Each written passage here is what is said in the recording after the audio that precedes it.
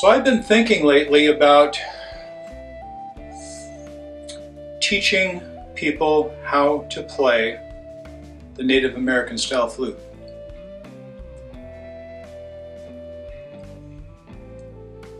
People learn many different ways. Some people are more visual learners. Some people learn best by hearing something, processing that, and then putting it into practice. Some people do much better if something is in front of them that they can read over or look at. It could be flute tab, for example, an instructional series set up in that type of venue. The more I think about it, the more I think about what we are doing with any musical instrument. It doesn't matter if it's the Native American style flute, it doesn't matter if it's a piano, keyboard, rap drum, some kind of a drum, rhythm instrument, guitar. Guitar is one of the hardest instruments to play, learn how to play. Flute is one of the easiest, besides some kind of a rhythm percussion instrument. But in learning how we can communicate with an instrument, how to express ourselves musically with an instrument, think about how we learned to speak, how we learned to communicate with each other just in our daily activities. It didn't come naturally. We had to listen to things. We had to kind of absorb that, process it internally, and then try and figure out what we could do to imitate all those little different sounds, and then try to put those sounds together into a word, a phrase, a sentence, and pretty soon a story, for example. The more I think about it, I think learning a musical instrument is the same real process.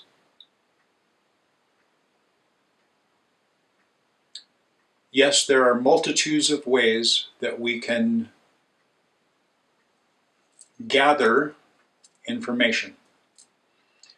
But a child learning to speak and say words and things like that, written down is not going to help them at all,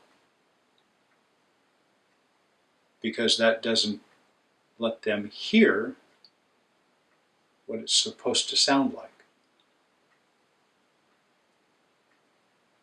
It's one of the reasons I think I've always stressed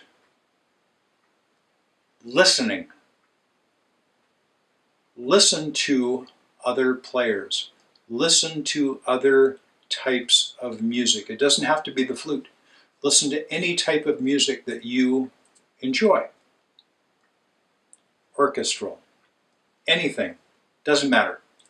Listen to that type of music and pick out a melody line, for example, because that is where I think the flute kind of shines, in playing a melody, a simple melody. How does that melody work, either solo or when grouped with other instruments? Does it follow all the other instruments? Not usually. And this is what I stress when I try to help people learn how to play over backing tracks or improvise with other players, things like that. Improvising with other players, quite often I look at as a conversation. I'll say something, and then I'll stop and let them say something back, respond to what I had to say on my flute. So think about it that way. What kind of a story do you want to tell with your flute? Could be a sad story, could be a happy story.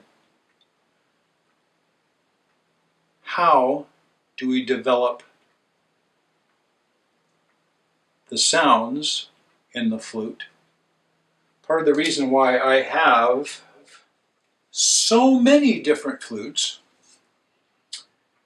is because this flute, even though it is an A flute, does not sound the same or react the same as this A flute or another A flute. Sometimes they might be really close, but there will be a certain characteristic that allows me to do something better or easier. Could be a technique, it could be a specific type of sound that I'm trying to go for on one flute that will not happen on maybe 4 other of the same key flutes. It can be that different. And it could be very, very subtle. But some flutes just will do something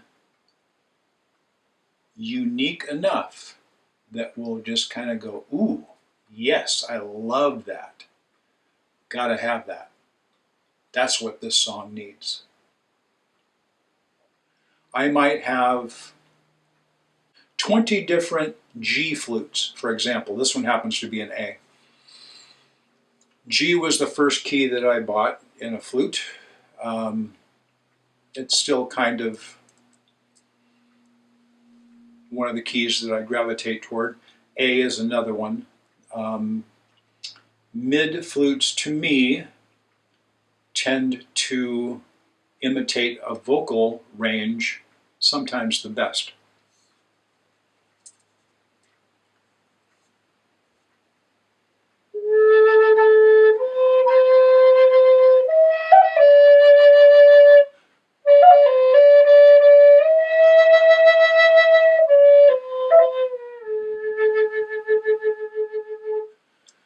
Think about a vocalist, a singer. They'll sing a few words, wait. The rest of the music is still going. Sing a few more words, wait. So they're singing sentences, if you will, or vocal lines in specific spots with a pause in between. It's not just rattling on and on and on and on and on. So quite often I hear a lot of people playing the flute. In solo, this is even harder, to leave pauses. It's too scary, I think, for many of us to leave those empty spots. But a lot of times that pause, we're waiting for that next note, as an audience. So make a statement.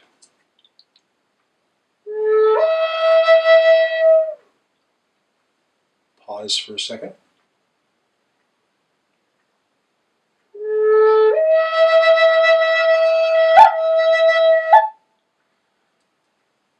Make another little statement, maybe add to it a little bit, something like that. Think about how people talk, or sing for that matter, and try to incorporate those ideas into your playing, and I think it'll help a lot. Listen to what other players are doing. How is that player doing that thing? It might be a slide.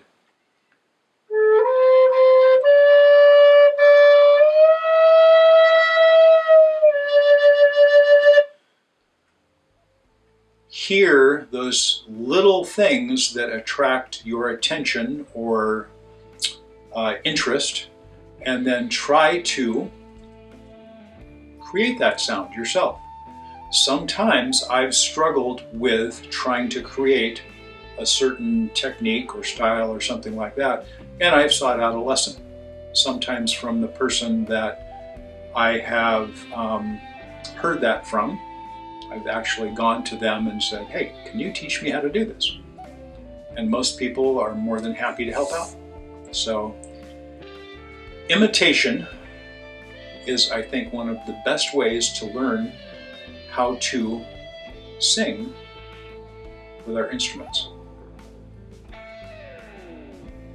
Hope this gives you something to think about.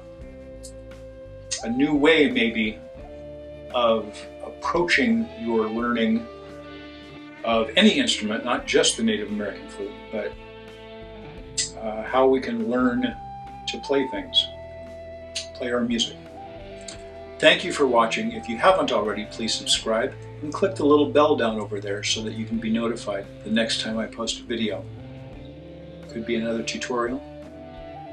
Could be a music video where the Native American flute does kind of take the center stage, replacing most of the time a vocal line in my music. It could be solo, it could be with other instruments as well.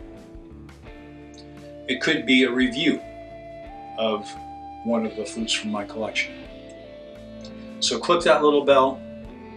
I hope you enjoyed the video today, and I hope you have an awesome day. Take care.